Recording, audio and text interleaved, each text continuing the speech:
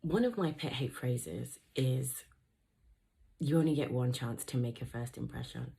Because as a black woman, that's actually never true. I don't know if you've experienced this, but I definitely have. As soon as you meet somebody and they see you for the first time, they usually tend to say, you remind me of, I have a good friend who is just like you. You would get along with this person that I know. And you just feel like, but hold on.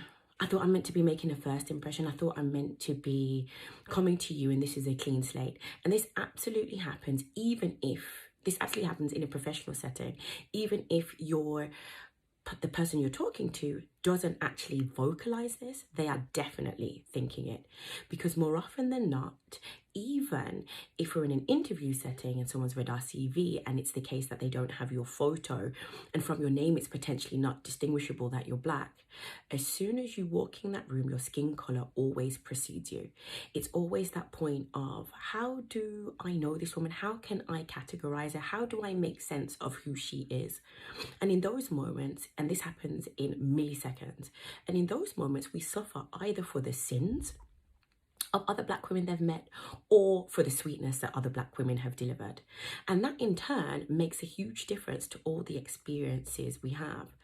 I was recently reading an article, because I'm definitely into psychoanalysis, and I was reading an article about Carl Jung and his unconscious collective theory, which basically means that people have deeply instilled beliefs. And this is a difference to unconscious bias, because unconscious bias is beliefs that you may not know you have like today based on experiences. But the interesting part about this interpretation of the uncollective conscious is that it speaks to based on experiences you may not have had. This could be ancestral, this could be generational. This doesn't have to be because you have encountered in some places, and this applies to everybody in general, that we have that.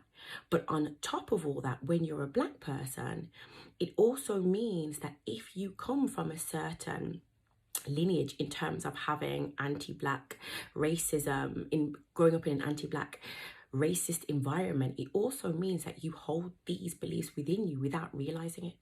And that's what I found to be interesting. It doesn't have to be something you've personally experienced. So my thing is, okay, so now I know that that might be the case.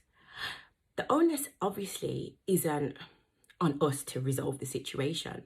But what I do think we have to do is, in those situations when we are likened to another person, I think we have to actually explore and say, well, why do I remind you of this person? Do we look similar? Do we have a similar voice? What is it?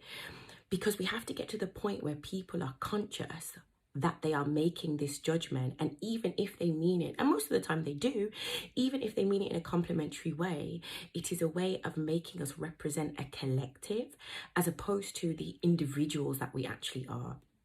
And that's really the point. I want people to understand that in those milliseconds you may not realize it, but in the moment you utter, you remind me of, I am no longer Leanne Mair, I am Leanne Mair in the shadow of version 2 of another person.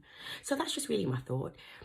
We have to be more aware as to what's behind people saying you remind them of, that it's a categorization, that it's a way for them to feel comfortable with dealing with you.